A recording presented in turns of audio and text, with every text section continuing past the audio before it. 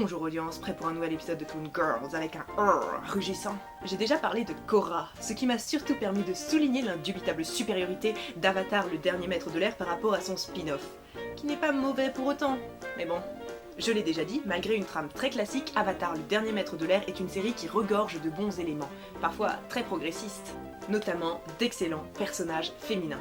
Katara, Toph, Suki, Ty Lee, Mei, etc. et j'en passe, et Azula aussi. Dans cette série, un personnage m'avait franchement marqué pour son design hyper chou et une certaine scène sur laquelle nous allons développer. En hommage à Pesticide, je vais une fois de plus me peinturer la tronche. Yay!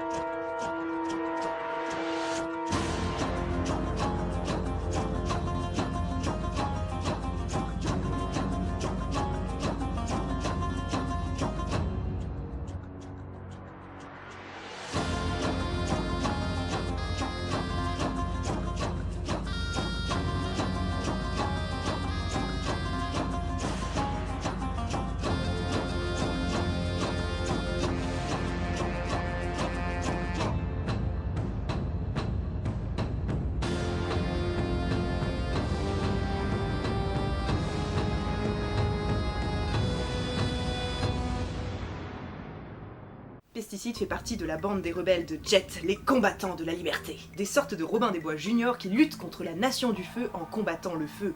Par le feu, justement. Et donc en utilisant la violence contre la violence, ce qui effraie un peu notre héros Aang.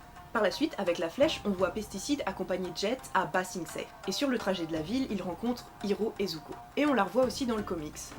La promesse.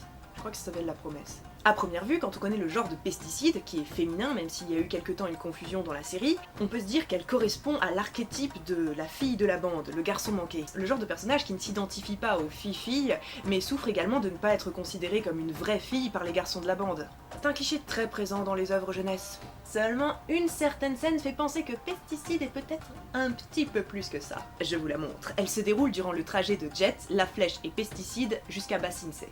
So, Smellerbee. That's an unusual name for a young man. Maybe it's because I'm not a man. I'm a girl! Oh, now I see.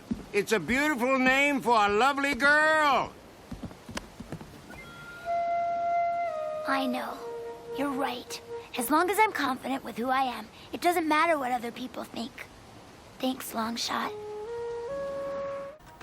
Le fait que Pesticide tienne à être vue comme une vraie fille peut aller dans le sens du cliché de la tomboy que j'ai développé un petit peu avant, mais en même temps, ce qu'elle dit à la flèche quand il vient la réconforter sonne, excusez du peu, très queer. Cette scène peut en effet légitimement se lire comme faisant écho au vécu des personnes trans.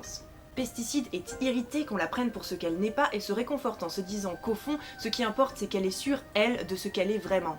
Et effectivement, c'est ça qui importe le plus. Ce qui va en plus dans le sens de cette lecture, c'est la VF. Et oui, on blâme souvent les VF, notamment celles de Steven Universe, mais quelquefois ils ont fait des choix très intéressants. Étonnamment, malgré le dialogue qui spécifie de façon très claire le genre de Pesticide en VF, on a gardé sa voix des épisodes précédents, à savoir celle de Donald Renew, un homme. C'est peut-être parce que je ne suis pas un garçon mais une fille, monsieur Balourd. Des erreurs concernant le genre des personnages sont parfois faites dans les adaptations au niveau du doublage. J'ai un exemple pour un animé qui date d'à peu près la même époque qu'Avatar le dernier maître de l'air, Last Exile. Le personnage de Dunya Ashir a d'abord été pris en VF pour un garçon et a donc été doublé par un homme.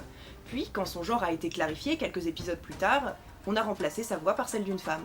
Dans Avatar, peut-être par précipitation, je sais pas, Pesticide garde sa voix de garçon, malgré que son genre ait été spécifié comme féminin, ce qui accentue fortement l'idée d'une Pesticide femme trans.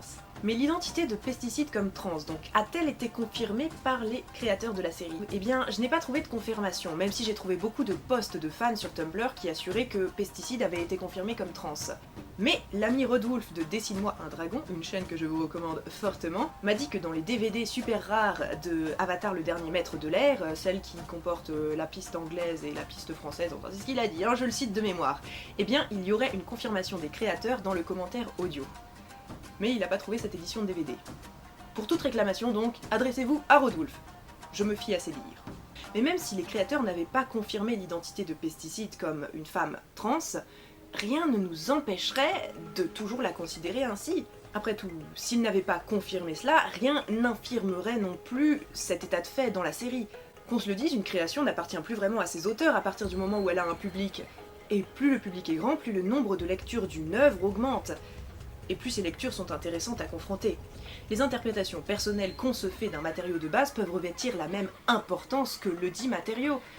Les fandoms le prouvent bien. Je vais prendre un exemple de lecture de fans que je trouve hyper intéressante, et qui ne risque vraiment pas d'être confirmée par les auteurs, hélas. Dans Gravity Falls, je critique beaucoup le rapport obsessionnel qu'entretient Dipper avec sa virilité, en ayant une certaine interprétation de la série en tête, interprétation qui a été suggérée par certains fans sur Tumblr. Eh bien, le rapport obsessionnel de Dipper à sa virilité trouve tout son sens. Cette interprétation, c'est que Dipper serait un garçon trans. Ce qui est honnêtement probable, puisque Dipper et Mabel ont l'air de jumeaux monozygotes, et les jumeaux monozygotes, en théorie, ils ont le même sexe biologique.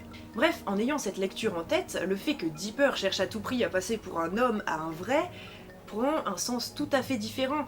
Et ça enrichit considérablement à mon sens l'univers de Gravity Falls. Les lectures que font les fans d'une œuvre ne vont pas nécessairement à l'encontre de ladite œuvre, même si elles ne sont pas confirmées par les créateurs. Et ça peut être intéressant d'avoir ces idées en tête. Il est de bon ton aujourd'hui de cracher sur les social justice warriors qui agissent sur Twitter et Tumblr et qu'on interprète comme perpétuellement offensés. Ils se font entendre, mais ils restent une minorité, et ce sont eux qui proposent ces lectures qui sont à mon sens très intéressantes. D'ailleurs, je vais aussi me compter dans le lot, après tout, moi aussi je m'indigne quand un personnage féminin ne me semble pas assez bien traité.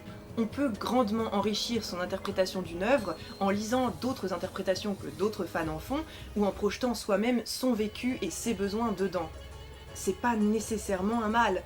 Le créateur d'une œuvre n'est pas un dieu, encore moins aujourd'hui où disons que les récits les plus inspirants qu'on ait sont le fruit de l'imagination de plusieurs personnes travaillant ensemble.